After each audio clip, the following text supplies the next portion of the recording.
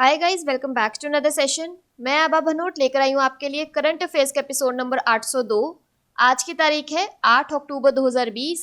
हमारे दो चैनल्स हैं, पिनाकल और फ्रंटियर आईएएस, और अगर अब तक आपने इन चैनल्स को सब्सक्राइब नहीं किया है तो सब्सक्राइब करना बिल्कुल ना भूलिएगा। साथ ही इस बेल आइकन को जरूर दबाना है ताकि हमारी आने वाली हर वीडियो की नोटिफिकेशन आपको मिल सके। हमारी दो वेबसाइट्स हैं, sscglpinacle.com और baljeedhaka.com। इन दोनों को विजिट करना बिल्कुल ना भूलिएगा। ये सेशन हर रोज सुबह 4 बजे अवेलेबल हो जाता है और वीडियो के एंड में आपसे क्विज के क्वेश्चन पूछे जाते हैं जिनका आंसर आपको कमेंट सेक्शन में जरूर करना है। उसके साथ हमारे दोनों टेलीग्राम चैनल्स फ्रंटियर आईएएस और एसएससी सीजीएल पिनेकल ऑनलाइन को ज्वाइन करना बिल्कुल नहीं भूलना है for daily videos, PDF and monthly magazine. Start करेंगे प्रीवियस क्विज के साथ। आपका पहला क्वेश्चन था, राष्ट्रीय वन्यजीव सप्ताह 2020 की थीम क्या है? तो इसका सही जवाब था रोर एंड रिवाइव।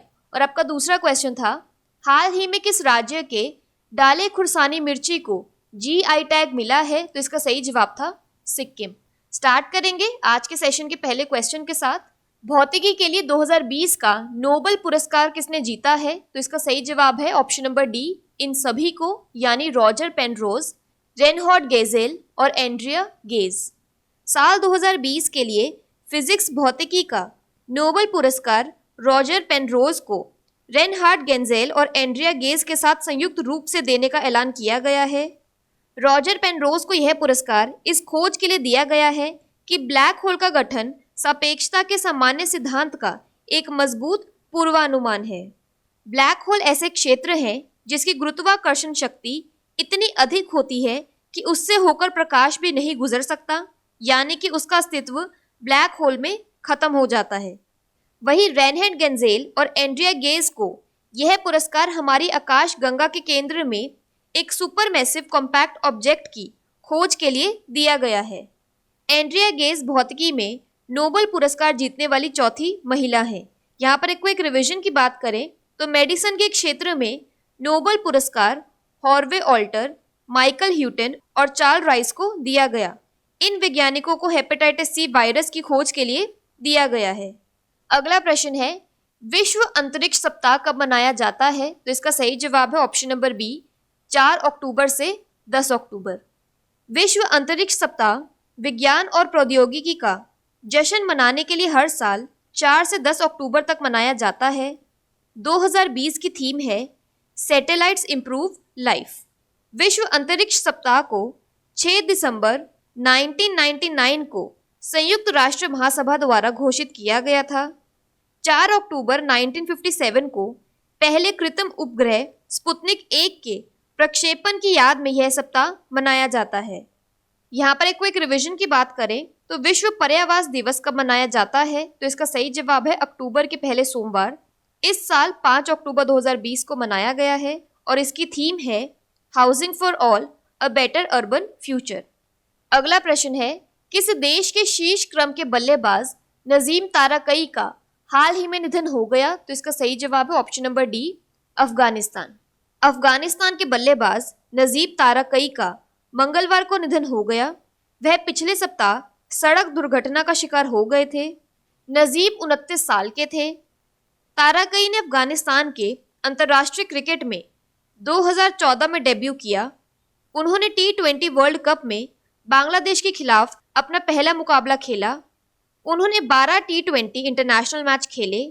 नजीब ने अपना आखिरी अंतर्राष्ट्रीय मुकाबला सितंबर 2019 में बांग्लादेश के खिलाफ शेरे बांग्ला स्टेडियम मीरपुर में खेला था। बात करें अफगानिस्तान की तो इसकी कैपिटल है काबुल और करेंसी है अफगानी। अगला प्रश्न है, भारत किस देश के साथ समुद्री निगरानी उपग्रहों का एक तारा मंडल लॉन्च करेगा? तो इसका सही जवाब है option number C, France. Bharat और फ्रांस द्वारा संयुक्त रूप से हिंद महासागर क्षेत्र के लिए समुद्री निगरानी उपग्रहों के तारामंडल को लॉन्च किया जाएगा। यह जहाजों द्वारा तेल के अवैध रिसाव का पता लगाने में सक्षम होंगे। पिछले साल अगस्त में CNES और इसरो ने दूरसंचार और ऑप्टिकल रिमोट सेंसिंग उपकरणों को ले जाने वाले उपग्रहों के एक नक्षत्र के विकास और निर्माण के लिए प्रतिबद्ध किया, जिससे दुनिया में पहला अंतरिक्ष आधारित सिस्टम बना जो लगातार जहाजों पर नजर रखने में सक्षम हो। निगरानी केंद्र भारत में आधारित होगा। इसका मुख्य उद्देश्य जहाजों द्वारा तेल के अवैध रिसाव का पता लगाना है। हिंद महासागर में जहाजों की निगरानी के लिए उपग्रहों का संचालन फ्रांस और भारत द्वारा संयुक्त रूप से किया जाएगा।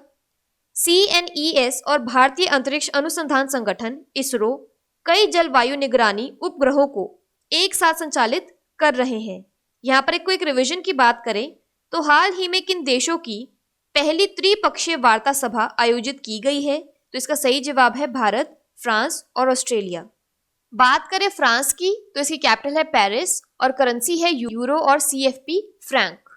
अगला प्रश्न है, उत्तर प्रदेश के किस रेलवे स्टेशन का नाम बदलकर सिद्धार्थनगर रेलवे स्टेशन रखा गया है, तो इसका सही जवाब है option number B, Naugarh railway station. Naugarh railway station का नाम अब सिद्धार्थनगर स्टेशन हो गया है। रेल मंत्री पीयूष गोयल ने वीडियो कॉन्फ्रेंसिंग के माध्यम से नए नाम सिद्धार्थनगर रेलवे स्टेशन का लोकार्पण किया। इस खंड का अमान परिवर्तन कार्य वर्ष 2015 में पूरा हुआ और यह क्षेत्र बड़ी लाइन के माध्यम से देश के महानगरों से जुड़ गया।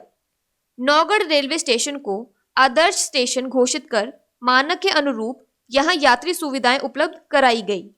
यहाँ से 35 किलोमीटर दूर लुम्बिनी में महात्मा बुद्ध का जन्म हुआ था। लुम्बिनी में बड़ी संख्या में बौद्ध तीर्थ यात्री आते हैं। इस क्षेत्र को यूनेस्को द्वारा विश्व विरासत स्थल घोषित किया गया है। यहाँ पर एक क्विक रिवीजन की बात करें तो हुबली रेलवे स्टेशन का नाम बदलकर श्री सिद्धारूढ़ा स्वामी जी स्टेशन कर दिया गया।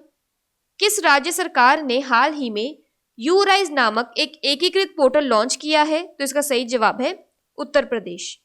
बात करें उत्तर प्रदेश की तो इसके वर्ल्ड हेरिटेज साइट्स में आता है ताजमहल, फेमस डैम्स और रिवर में आता है Rihand dam Rihand, national park में आता है Dudhwa national park, tiger reserves में आता है अमनगढ़ टाइगर रिजर्व और पीलीभीत टाइगर रिजर्व।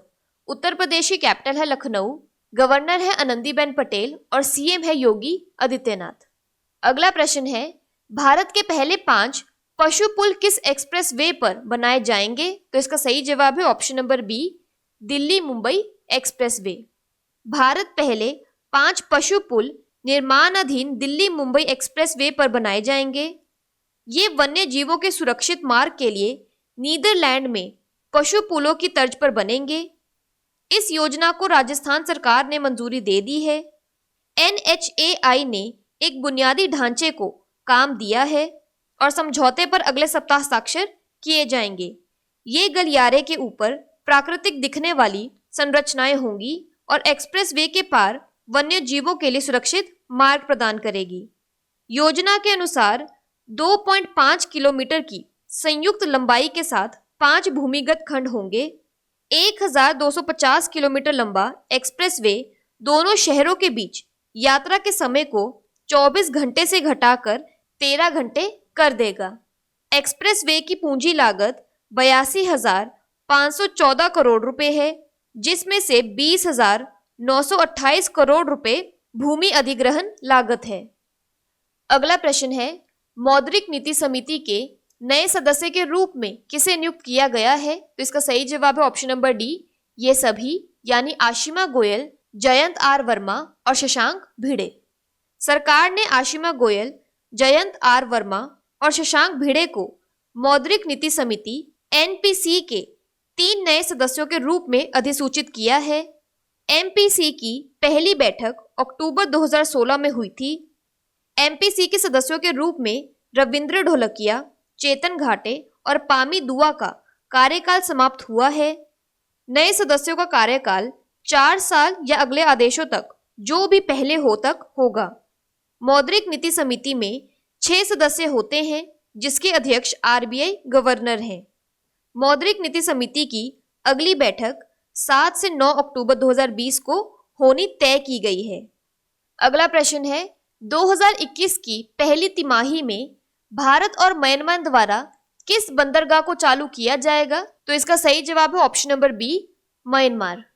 भारत और म्यांमार रखाइन प्रांत के सितवे बंदरगाह को 2021 की पहली तिमाही में चालू करने की दिशा में कार्य करने पर सहमत हो गए हैं। सेना प्रमुख जनरल मनोज मुकुंद नरवणे और विदेश सचिव हर्षवर्धन श्रृंगला की म्यांमार यात्रा संपन्न होने पर विदेश मंत्रालय की ओर से जारी प्रेस विज्ञप्ति में इसकी घोषणा की गई। इस दौरान सेना प्रमुख और विदेश सचिव ने म्यांमार की स्टेट काउंसलर आंग सान सूची तथा रक्षा सेवाओं के commander in chief senior general Min आंग हेलेंग के साथ साथ कई असैन्य तथा सैन्य अधिकारियों के साथ बातचीत की। दोनों पक्ष संपर्क परियोजनाओं, क्षमता निर्माण, बिजली और ऊर्जा के क्षेत्र में सहभागिता और सुदृढ़ करने पर सहमत हुए। यहाँ पर एडिशनल इन्फॉर्मेशन की बात करें तो कोविड-19 महामारी से उत्पन्न चुनौतियों से निपटने में भी सहयोग बढ़ाने पर सहमति हुई। भारत की ओर से स्टेट काउंसलर आंग सान सूची को रेमडेसिवियर की 3000 वायल्स सौंपी गई। भारत और म्यांमार ने त्रिपक्षीय राजमार्ग और मल्टी मॉडल ट्रांजिट परिवहन परियोजना जैसी भारत की सहायता से चल रही ढांचागत परियोजना की प्रगति की समीक्षा की। बात करें म्यांमार की तो इसकी कैपिटल है ने पई तो और करेंसी है बर्मीज कयात। अगला प्रश्न है, CDAC ने सबसे बड़े HPC-AI सुपर कंप्यूटर को कमीशन किया, इसका नाम क्या है? तो इसका सही जवाब है option number A, Param Siddhi. Centre for development of advance computing CDAC ने सबसे बड़े HPC-AI सुपर कंप्यूटर को कमीशन किया गया। HPC-AI high performance computing and artificial intelligence. परम सिद्धि ने वैश्विक AI super computing research and innovation में भारत को शीर्ष देशों में खड़ा कर दिया है। यह सुपर कंप्यूटर साइबर सुरक्षा, शिक्षा, स्वास्थ्य देखभाल, अंतरिक्ष, कृषि और मोटर वाहन को गति देगा। यह MSMEs, स्टार्टअप्स, एकेडमिया और इंडस्ट्रीज के साथ साझेदारी को उत्प्रेरित करने में मदद करेगा। इसके अलावा भारत 70 सुपर कंप्यूटरों का नेटवर्क बनाने के लिए राष्ट्रीय सुपर कंप्यूटिंग मिशन को लागू कर रहा है। यहाँ पर एडिशनल इंफॉर्मेशन की बात करें तो जापान का फुगाकू दुनिया का सबसे तेज सुपर कंप्यूटर है। फुगाकू की परिचालन गति 415 पेटाफ्लॉप्स है। अगला प्रश्न है, भारतीय सांकेतिक भाषा अनुसंधान और प्रशिक्षण केंद्र ने हाल ही में किस संस्थान के साथ बधिर बच्चों के लिए शिक्षा सामग्री सुलभ बनाने के लिए एक समझौता ज्ञापन पर हस्ताक्षर किए हैं? तो इसका सही जवाब है ऑप्शन नंबर सी, NCERT। केंद्रीय शिक्षा मंत्री श्री रमेश पोखरियाल निशंक और केंद्रीय सामाजिक न्याय और अधिकारिता मंत्री डॉक्टर थावर चंद गहलोत ने NCERT के 60वें स्थापना दिवस में भाग लिया। इस अवसर पर भारतीय सांकेतिक भाषा अनुसंधान और प्रशिक्षण केंद्र और NCERT शिक्षा मंत्रालय के एक राष्ट्रीय संस्थान के बीच एक ऐतिहासिक मेमोरेंडम ऑफ अंडरस्टैंडिंग MOU पर हस्ताक्षर किए गए, जो कि संचार सामग्री के अपने पसंदीदा प्रारूप भारतीय सांकेतिक भाषा में बधिर बच्चों के लिए शिक्षा सामग्री सुलभ बनाने के लिए है। समझौता ज्ञापन नई शिक्षा नीति NEP 2020 में अनिवार्य भारतीय साइन लैंग्वेज का शैक्षिक मानकीकरण सुनिश्चित करता है। यह MOU हमारे देश में श्रवण बाधित बच्चों को सशक्त बनाएगा। NCERT के निदेशक हैं ऋषिकेश सेनापति। बात कर लेते हैं आज के सेशन की क्विक समरी की। तो 2020 Nobel prize for physics Roger Penrose, Reinhard Genzel और एंड्रिया गेज को दिया गया है। वर्ल्ड स्पेस वीक अक्टूबर 4 से अक्टूबर 10 को मनाया जाता है। अफगानिस्तान के बैट्समैन नजीब ताराकई का हाल ही में निधन हो गया। भारत फ्रांस के साथ मिलकर मैरीटाइम सर्विलेंस सैटेलाइट्स को लॉन्च करेगा। नौगढ़ रेलवे स्टेशन का नाम बदलकर सिद्धार्थनगर रेलवे स्टेशन कर दिया गया है। India's first 5 animal bridges Delhi और मुंबई एक्सप्रेसवे पर बनाए जाएंगे। मॉनेटरी पॉलिसी कमेटी के नए मेंबर हैं आशिमा गोयल, जयंत आर वर्मा और शशांक भिड़े। 2021 के पहले क्वार्टर में इंडिया और म्यांमार के 7वें पोर्ट को शुरू किया जाएगा। इंडियाज लार्जेस्ट सुपर कंप्यूटर का नाम है परम सिद्धि। डेफ चिल्ड्रन के लिए Indian sign language research and training centre ने NCERT के साथ एक समझौते पर साइन किए हैं। बात कर लेते हैं आज के सेशन के क्विज फॉर द डे की। आपका पहला क्वेश्चन है, विश्व अंतरिक्ष सप्ताह कब मनाया जाता है? और आपका दूसरा क्वेश्चन है, उत्तर प्रदेश के किस रेलवे स्टेशन का नाम बदलकर सिद्धार्थ नगर रेलवे स्टेशन रखा गया है। और अगर अभी तक आपने हमारे चैनल को सब्सक्राइब नहीं किया है तो सब्सक्राइब करना बिल्कुल ना भूलिएगा। साथ ही साथ इस बेल आइकन को जरूर दबाना है ताकि हमारी आने वाली हर वीडियो की नोटिफिकेशन आपको मिल सके।